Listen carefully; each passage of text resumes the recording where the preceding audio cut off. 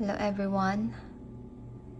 Let's unbox this our new Epson EcoTac. Take two. Hello everyone. Join me to unbox itong ating bagong Epson EcoTank na ET2800 or tinatawag nila dito sa US ang pagbasa dyan is 2800. So, Epson EcoTank ET2800 ating i-unbox ngayon. Tama po kayo nang narinig. I-unbox po natin itong bago nating in-order na printer. So, ito ay na-order ko online, Amazon. And, unbox na natin. So, ayan. Hindi naman siya gaano kabigatan. Hindi siya masyadong mabigat. Sakto lang. I think na-order ko to a month ago. 3 months. January. April na ngayon. I-unbox natin. So, ayan. Ating bag. Meron lang yung printer, brother, pero white. Pero syempre, gusto ko rin ng color dahil si Heart mahilig sa arts and craft. Kaya, nag-order tayo ng colored na printer. So, nasa Amazon ko po ito in-order. So, unbox na natin. So, meron siyang manual guide. And then, meron siyang styro. Siyempre, magagamit natin itong styro. And ito na siya. Yay! Hindi siya masyadong malaki. Maliit lang talaga siya. Kaya easy to carry. Then, yung kanyang, siyempre, yung kanyang 4 na ink. Hindi mawawala yung 4 na ink niyan. And itong kanyang saksakan. At wala na. So, yan ang laman ng box niya.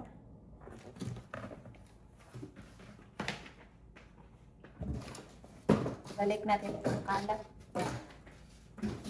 At alisin natin ang plastic ng ating printer. So, ito, dito natin makikita ang tunay na halaga. Char. So, wow! Ito yung kanyang plastic. Tapos, alisin na natin itong kanyang mga tape, syempre. At itong kanyang plastic dito sa harapan. Satisfying. Ito naman sa kanyang likuran. Ganyan. Double purpose kasi pwede ka rin mag-i-scan dito. Scan, print, ng code. Pwede natin matanggal yung mga tape dyan. Sasaksak natin dahil kukunin natin sa wifi at isi-setting natin siya para magamit na natin. So, dito nga pala sa kanyang scanner, kailangan alisin natin itong blue na tape dito dahil kapag hindi mo inalis itong blue na tape na to, hindi siya mag-i-scan. So, bulky yung umbok siya dito. Makapal yung ano niya. Kailangan naka-flat siya. Ganyan. Lilipat natin doon sa malit na table itong printer na to. Then, malaya kasi sa saksakan dito. Dito nga pala sa kanyang likuran, natanggalan natin yung mga tape. Iaangat na natin itong lalagayan ng paper. Yan. Tapos dito natin ilalagay yung saksakan na para mag-on na siya. Ayan, nasaksak ko na siya doon sa gilid. Atin na itong i-turn on para ma-set up na natin ang ating bagong printer. Punta na tayo sa power natin.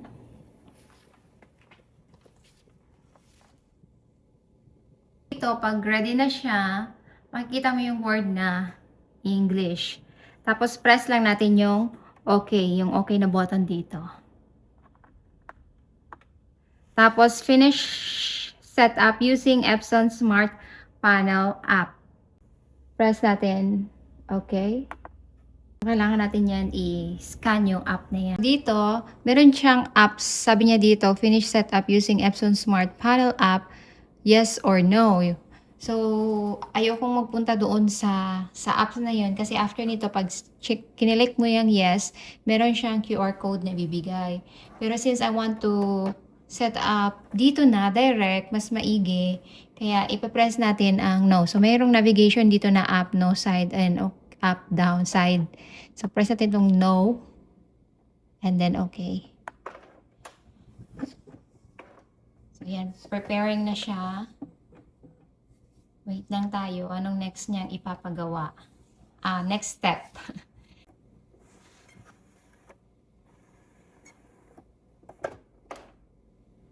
And then, ang next niya is after niya nagkumpuni sa loob, see the Start Here bundle with printer or on website to complete initiation. Ang next niya gagawin dyan is to press OK button. So, press natin ang OK. And then, when filing the ink, make sure not to squeeze the ink bottle. Ink may splatter. So, yung kanyang ink bottle, dahil wala tong, since ito ay hindi cartridge, so meron siyang ink bottle na ilalagay dito sa kanyang tank. So, ang gagawin natin dyan is press OK ulit.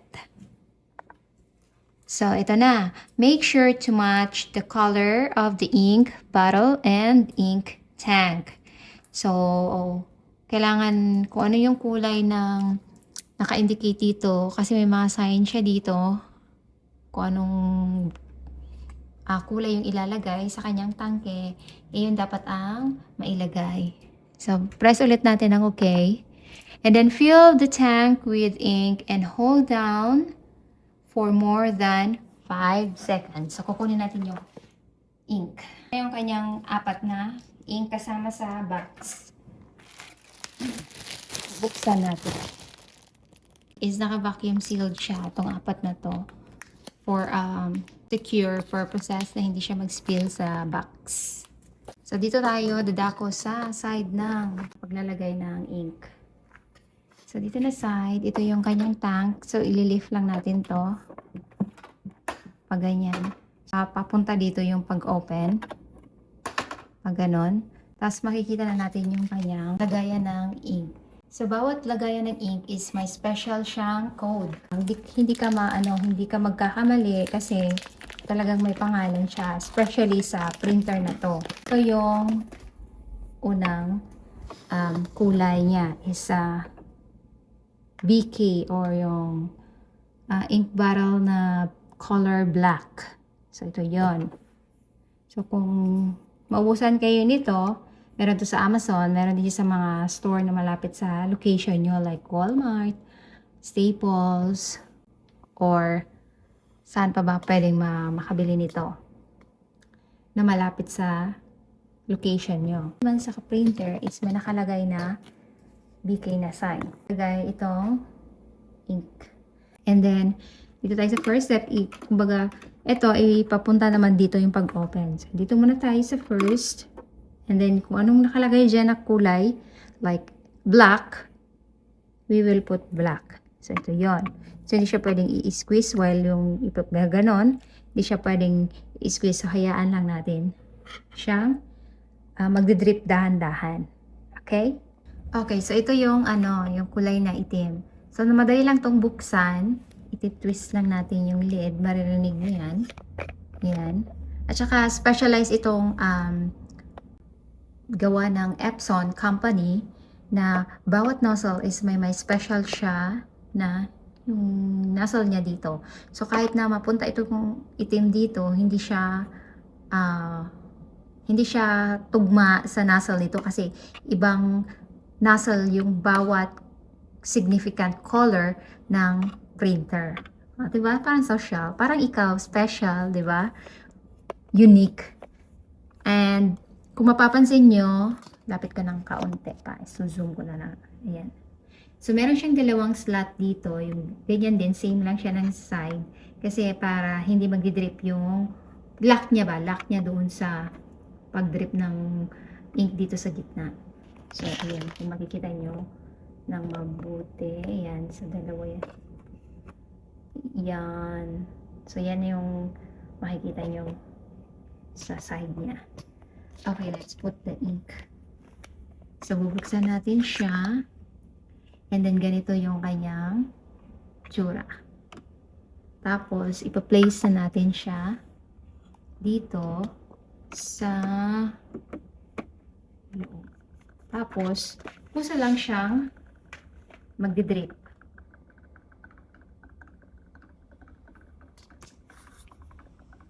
Ayan, kusa lang siyang magdi-drip. Hintay lang natin ng mga ilang minutes. Mapupuno siya. Titigil na siya sa lagay.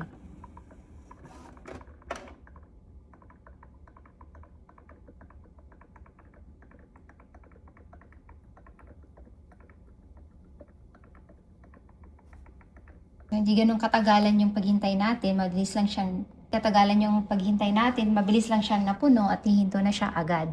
So yan, meaning stop na siya. And then atin ang tatanggalin ang tataas natin ito ng konti kasi binaba ko kasi yung ano niya, binaba ko yung stand. Yan. So yan, tapos na siya. Hindi mag-leak yan. Kukunin lang natin tong takip. Tapos, sa transfer natin dito. Tapos, papasok natin ulit. Tapos, iti-twist. Ikot. Yan. Yan. Pag narinig yung click, meaning na-lock na siya. So, meron pa siyang natira. So, i-close na natin itong black na ink. And yung next naman natin is color yellow. Sunod magenta, tapos yung kulay, yung blue. Ito naman yung yellow, buksan natin. So yung kulay na yellow is may nakalagay na white, tapos yellow na kulay. So marerecognize talaga natin talaga kung anong kulay yung next natin na ilalagay, anong kulay yung kulang pa dito sa tank natin. So next natin is yellow, so open na ulit natin ng paganito, pa forward, harap. Open natin tong lid dito sa yellow. Yan, bumababa yung kulay niya. Tapos nag-feel naman na maakyat na yung kulay yung level dito. So ayan, hanggang dito yung natira. Close na natin yan. Tapos yun, nag-click ulit. And then close na naman natin to dahil tapos na siya. Ang next naman natin is the magenta. Kulay M and M doon. Double check.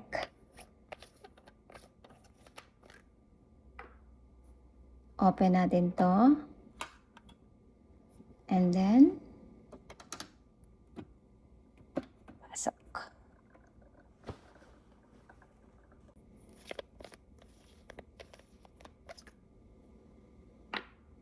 Open ulit natin to.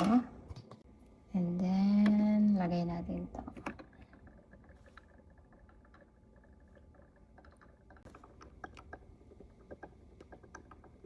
Ang bilis niya lang umangat to. And then, itong ink, pwede niyo siyang i-wiggle ng dahan-dahan lang, ganyan.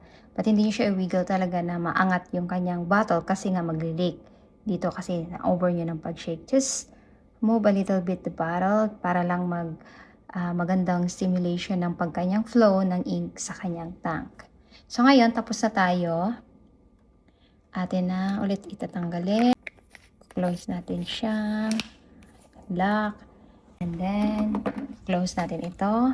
And then, tapos na tayo sa ating pag-fill in ng ink sa ating tank. So, close na natin ulit itong compartment na maliit. Okay, dito na tayo sa fill the tank with ink and hold down the question mark for more than 5 seconds. So meaning, tapos na tayo nag-fill in ng ink lahat sa ating tank. So we have to press this, kung nakikita nyo to, itong question mark, press natin siya ng mga 5 seconds. So let's press it like 1, 2, 3, 4, 5. Triangle na nakalagay dyan, start. So, start initialization, confirm that the tank is filled with ink. So, press natin to na isang beses. And then, initializing, do not turn the power off until initialization is complete. This takes about 11 minutes. So, let's wait the Epson do its job na makomplete yung kanyang setup.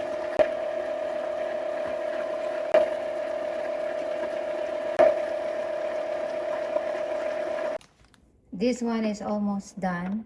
Konti na lang siya. Ayan na. Matatapos na siya.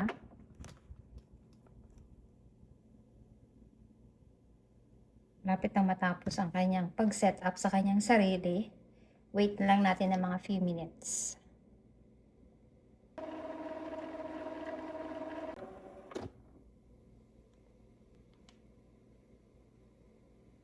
Dito, natapos na siya, nag-installation, complete na siya. Ang next naman natin is to press the button na OK. So, OK. And then, align the print head to get the best print quality. So, ito naman is, hindi naman siya recommended, pero kasi, ang Epson is nag-offer ng magandang quality, kaya ipapress natin is OK. And then, dito naman is perform a print head nozzle check to check print quality. So, kailangan natin maglagay muna ng printing paper or coupon bond para na matry natin yung kanyang printout. So, yung initialization na for 11 minutes na naghintay tayo is para sa mga beginner yun na yung pagbago pa lang set up itong printer na to. So, required yun siya sa kapag bago pa lang pag-setup. Pero pag na-setup nyo na yung computer nyo already, you don't need it. Setup na yun is para lang talaga sa first, ano pa lang siya, open ng kanyang printer. So, lalagay na natin ang ating printing paper dito sa likod. So, ayan, kung makikita nyo, merong maliit na parang ano siya dito. Dahil dyan ipa-place yung paper. And then, meron siyang lid dito na i-up niya, tapos magre-rush siya ng paganyan, pa-backwards. Tapos dito nyo i-insert yung bond paper or yung printing paper. And then meron siyang kulay blue dito. Nakikita nyo ba? Yan, kulay blue dyan. Ito, kung yung sizes ng papel nyo, pwede siyang ganyan, pwede rin siyang yung malapad kung anong size talaga ng yung bond paper. So, yung bond paper is medyo malaki, kaya yan pa natin. Yan, hindi nyo kailangan din na idiin siya ganyan. Just place your white paper down there and up lang siya, and then you can close it. Hihilain natin to palabas. Pa ganyan, para dito magre-rest yung paper na na-print. Dito siya pupunta. Ito is confirm. And then perform a print head nozzle check to check print quality.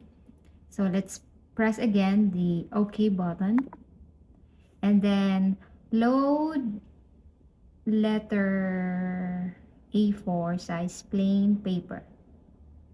So we can press this one to print. Para ma-align yung kanyang print. So press natin itong pang print. Ayan. So na ulit dito sa printer na are there any missing segment? So dito sa na-print niya, ito yung minimension niya. Kung itong mga lines na to, may blanco siya, meaning there's problem in your printer. Pero kapag ganito kagaya sa akin, wala naman siyang spacing, yung walang blanco na line. So, that's okay. So, let's proceed here. Ang tanong niya is there any missing segments? Press natin tong button na down kasi wala naman. So, walang missing na segments. And then, press natin ulit ang OK. And then, ang next niya na question is, align print position to fix missing segment and banding. So, then ulit ang OK. And then, load a letter A size plain paper. And then, let's print again once more. Let's click this one.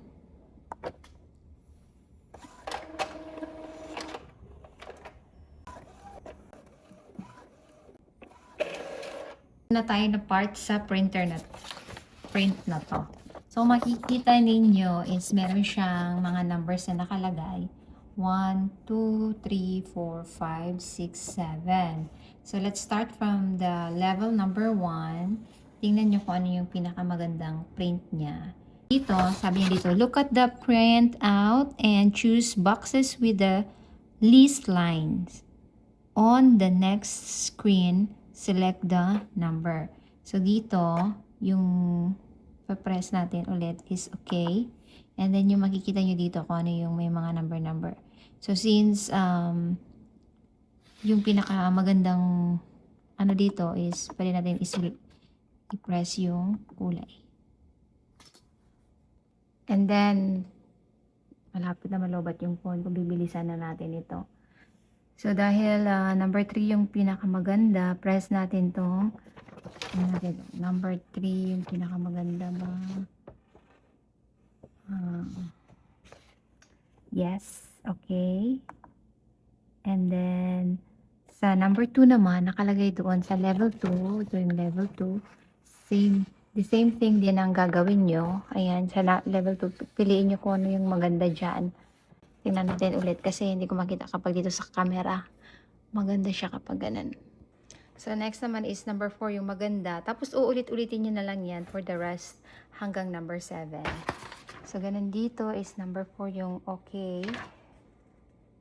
4 is, ang pinaka-worst is 7. Ang pinakamaganda sa kanila is number 4. Okay. 5. Dito na tayo sa level 5. Ang pinakamaganda is number 4. Okay. And then sa level 6 naman is, ang pinakamaganda is number 4. Parang lahat na sila straight 4. Okay, ulit. And then, level 7, yung 4. So, let's press okay. And then, size plain paper.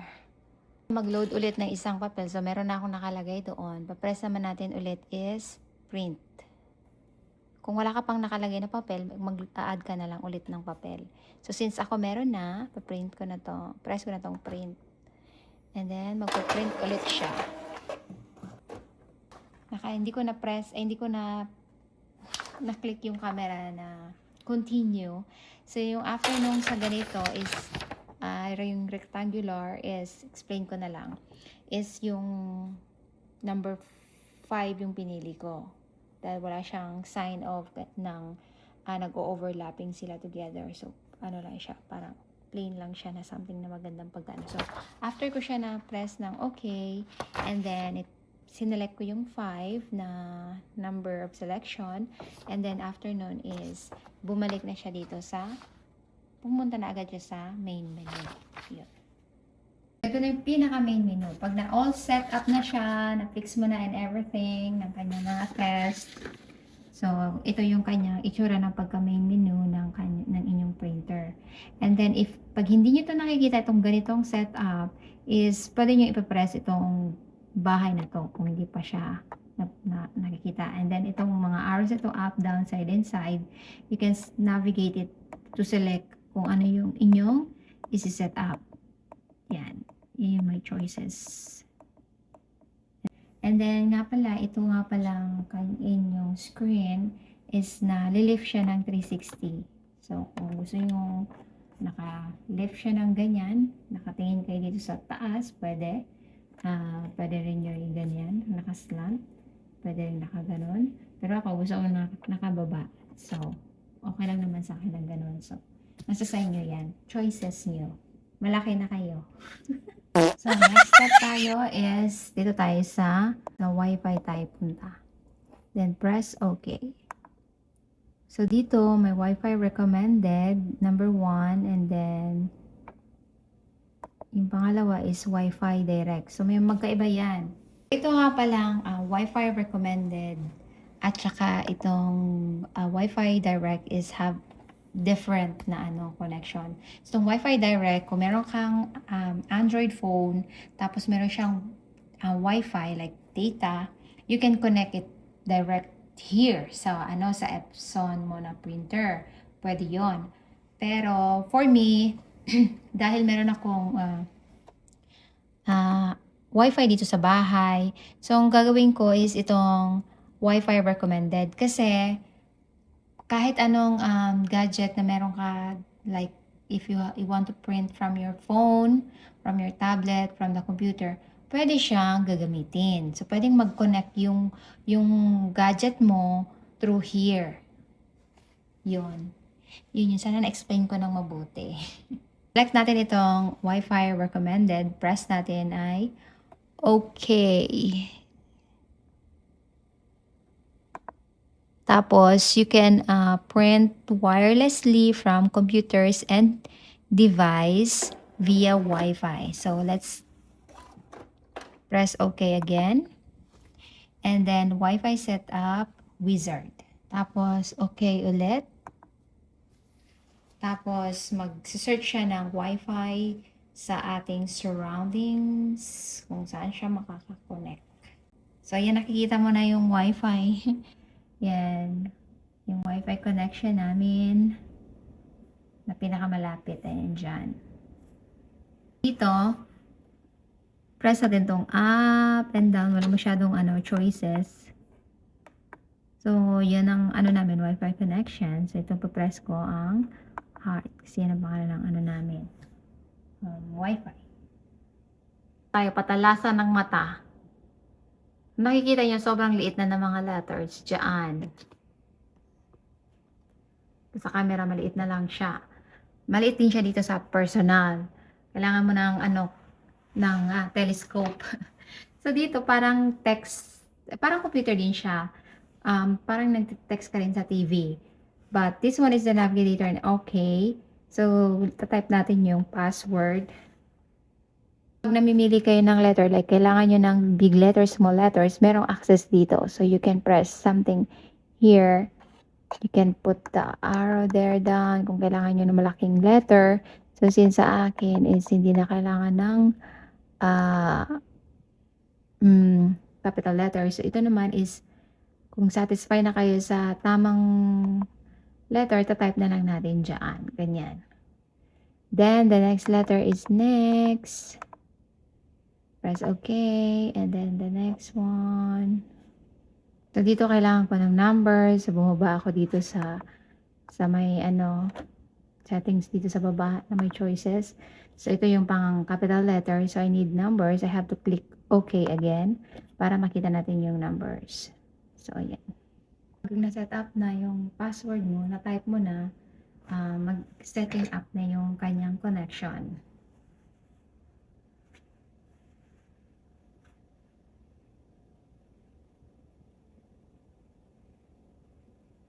Dito, makikita mo, setup complete, and then, pwede na tayong mag-print. Kasi nakakonect na siya sa ating Wi-Fi. And then, okay, done. Then, the Epson asks you participate in the future design of the Epson product, etc. and something. If you're not interested, just click this one. And then, so dito na part, makikita mo yung Wi-Fi niya na line. That means nakakonect na siya sa Wi-Fi. Congratulations. So, mag-try na tayo mag-print. Oh, by the way, bago ko to i-end ang ating video, kasi mahaba-haba to.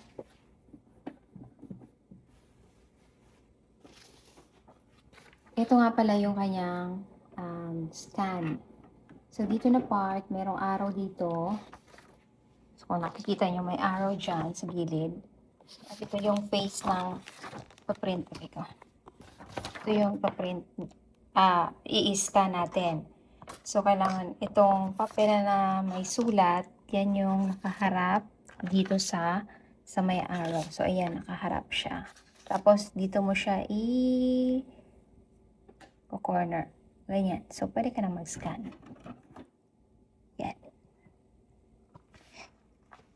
So, yung ibang setting, pwede nyo gawin sa online, sa phone, kasi yung QR code niya or yung, pwede ka mag-download ng Epson Smart Print. Yan, Google nyo na lang.